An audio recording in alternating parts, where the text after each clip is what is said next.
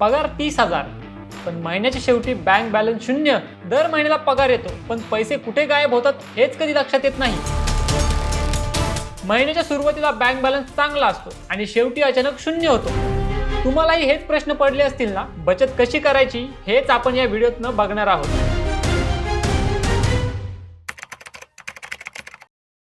नमस्कार, मी अतुल वाघमारे आणि स्वागत आहे तुमचं बॉसवाला मराठीमध्ये. पगार येतो, पहिल्या आठवड्यात सगळं काही ठीक वाटतं, दुसऱ्या आठवड्यात थोडा ताण सुरू होतो आणि तिसऱ्या चौथ्या आठवड्यात आपण विचार करतो इतके पैसे गेले कुठे. जर तुमच्यासोबतही असं वारंवार होत असेल तर काळजी करू नका, तुम्ही एकटे नाही आहात. आज अनेक लोक 25, 30 किंवा 40,000 पगार कमवत असले तरी महिन्याच्या शेवटी बचत जवळजवळ 0 असते. पण एक गोष्ट लक्षात ठेवा, पैसे वाचवण्यासाठी मोठा पगार असणे गरजेचं नसतं, योग्य सवय असणं जास्त महत्त्वाचं असतं. आज आपण अशा काही सोप्या सवयींबद्दल बोलणार आहोत ज्या तुम्हाला हळूहळू पण नक्कीच आर्थिकदृष्ट्या मजबूत बनवू शकतात. सर्वात आधी स्वतःला प्रामाणिकपणे प्रश्न विचारा, तुमचा पगार आला की तुम्ही आधी काय करता? बचत करता की खर्च सुरू करता? महिन्याच्या शेवटी तुमच्याकडे काही पैसे उरतात का? तुमच्याकडे इमर्जन्सी फंड आहे का? जर या प्रश्नांची उत्तरे नाही अशी असतील तर हा व्हिडिओ तुमच्यासाठीच आहे. आता पगाराचे 3 भाग करा. पैशांच्या व्यवस्थापनासाठी एक सोपा नियम आहे, 50, 30, 20 असा हा नियम आहे. याचा अर्थ काय? 50% आवश्यक खर्च, यामध्ये घर भाडं वगैरे हा सगळा खर्च आला. त्यानंतर 30% हा झाला वैयक्तिक खर्च आणि उरलेला 20% ही बचत आहे. चला हे सोप्या उदाहरणाने समजून घेऊया. जर तुमचा पगार 30,000 रुपये असेल तर 15,000 रुपये घर खर्च, त्यामध्ये काय येणार? भाडे, वीज, अन्न आणि प्रवास. त्यानंतर 9,000 रुपये हा झाला वैयक्तिक खर्च, यामध्ये मोबाईल, बाहेरचं खाणं आणि शॉपिंग. उरलेले 6,000 रुपये हे बचत झाली. आता इथे सर्वात महत्त्वाची गोष्ट कोणती? तर आधी बचत करा. पगार आला की लगेच बचतीचे पैसे वेगळे खात्यात ठेवा. आता एक खूप महत्त्वाचा प्रश्न येतो, तुम्ही जे पैसे वाचवता ते नेमके कुठे ठेवायचे? कारण फक्त पैसे वाचवून उपयोग नाही, त्याचं योग्य प्लॅनिंगही तितकंच महत्त्वाचं आहे. समजा तुम्ही दर महिन्याला 6,000 रुपये वाचवत आहात तर ते सगळे पैसे एकाच ठिकाणी ठेवू नका. एक सोपी स्ट्रॅटेजी वापरा. थोडे पैसे इमर्जन्सी फंडसाठी, थोडे इन्व्हेस्टमेंटसाठी आणि थोडे सेव्हिंग अकाउंटमध्ये ठेवा. उदाहरणार्थ 2,000 रुपये इमर्जन्सी फंड म्हणून वापरा, ते तुम्हाला अचानक गरजेसाठी वापरता येतील. त्यानंतर 2,000 रुपये SIP किंवा इन्व्हेस्टमेंटसाठी वापरा, याचा भविष्यामध्ये मोठा फायदा होऊ शकतो. त्यानंतर 2,000 रुपये सेव्हिंग अकाउंटमध्ये ठेवा, जे छोट्या गोल्ससाठी तुम्हाला वापरता येतील. आता यामुळं काय होतं?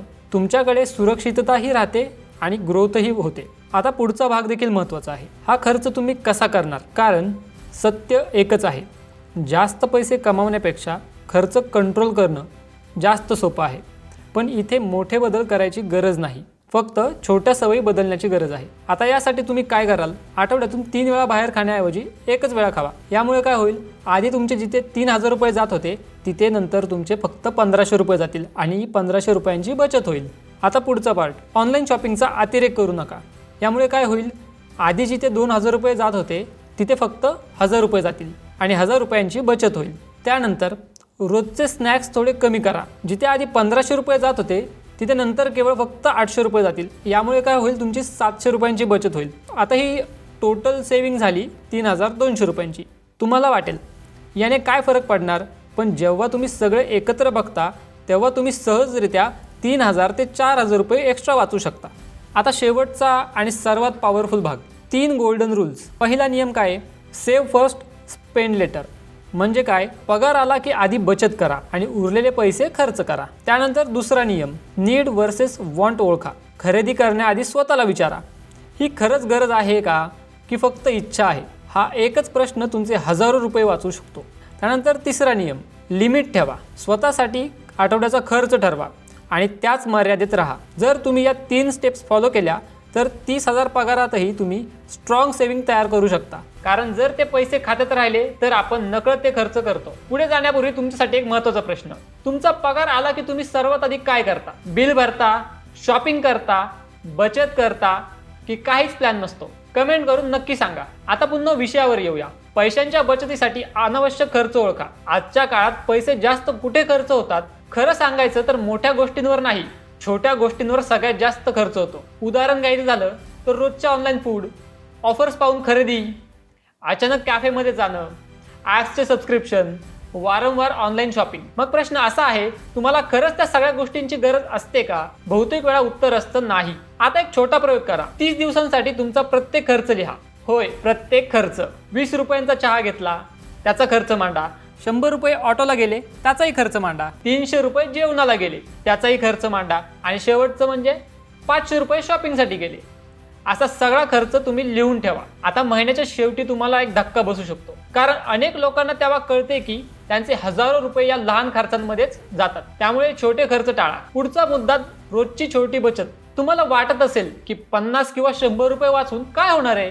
चला पाहूयात. जर तुम्ही 100 रुपये वाचवले तर महिन्याला 3000 रुपये, वर्षाला 36,000 रुपये आणि जर ही बचत 5 वर्ष केली तर 1,08,000 रुपये तुम्ही छोट्या सवयींमुळे साठवू शकता. पुढे तर जाऊयाच, पण त्यापूर्वी तुमच्यासाठी एक सोपा प्रश्न. तुम्ही दररोज किती पैसे अनावश्यक खर्च करता? 50 रुपये, 100 रुपये, 200 रुपये? प्रामाणिकपणे कमेंट करून नक्की सांगा.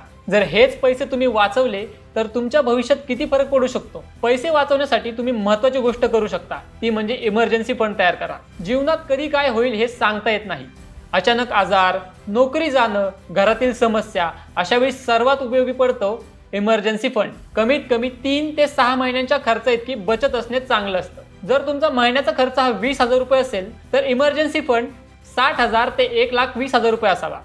हे पैसे वेगळ्या खात्यात ठेवा. पुढचा मुद्दा आहे बचतीला सवय बनवा. बचत म्हणजे एक वेगळी गोष्ट नाही, ती एक सवय आहे. जसं आपण रोज दात घासतो, फोन वापरतो, चहा पितो, तसं बचत करणं ही रोजच्या सवयीचा भाग बनवा. स्वतःला एक लक्ष द्या. जर तुमच्याकडे लक्ष नसेल तर बचत करणे कठीण जाते. म्हणून स्वतःला विचारा, मला 1,00,000 रुपये वाचवायचे आहेत का? मला बाईक घ्यायची आहे का? मला घरासाठी डाऊन पेमेंट करायचं आहे का? मला आर्थिक सुरक्षितता हवी आहे का? जेव्हा लक्ष स्पष्ट असते तेव्हा बचत करणे सोपे होते. डिजिटल साधनांचा वापर करा. अनेक ॲप्स आहेत ज्यामुळे पैशांचे व्यवस्थापन सोपे होते. तुम्हीही ते करू शकता, जसे की खर्च ट्रॅक करणे, बजेट बनवणे, बचत ऑटोमॅटिक करणे. पण सर्वात महत्त्वाची गोष्ट ॲप नाही तर ती तुमची शिस्त आहे. पुढील मुद्दा हे तितकाच महत्त्वाचा आहे. मित्रांच्या दबावापासून सावध राहा. अनेक वेळा आपण पैसे वाया घालवतो, कारण मित्र बाहेर जातात, सगळे शॉपिंग करतात, सगळे महागड्या गोष्टी घेतात. पण लक्षात ठेवा, दुसऱ्यांचे जीवन पाहून निर्णय घेऊ नका. तुमचे आर्थिक ध्येय वेगळे असू शकते. स्वतःला एक आव्हान द्या. पुढील 90 दिवसांसाठी हे कराच. रोजचा खर्च लिहा, अनावश्यक खर्च कमी करा, पगाराचा 20% भाग वाचवा आणि नंतर बघा तुमच्या आर्थिक जीवनात किती बदल होतो. लक्षात ठेवण्यासारखी एक महत्त्वाची गोष्ट आहे. लोक नेहमी म्हणतात पगार वाढला की बचत करेल, पण सत्य काय आहे? जर सवय नसली तर पगार 30,000 असो किंवा 1,00,000, बचत होत नाही. म्हणून बचत आताच सुरू करा. शेवटी एक गोष्ट लक्षात ठेवा, बचत मोठ्या रकमेतून तयार होत नाही, ती तयार होते छोट्या सवयींनी, नियमित शिस्तीने आणि योग्य विचाराने. आजची छोटी बचत उद्याचे मोठे स्वप्न पूर्ण करू शकते. शेवटी एक प्रश्न तुमच्यासाठी, जर तुम्हाला उद्या 1,00,000 रुपये बचत करायचे असतील तर तुम्ही आजपासून कोणत्या सवयी बदलाल?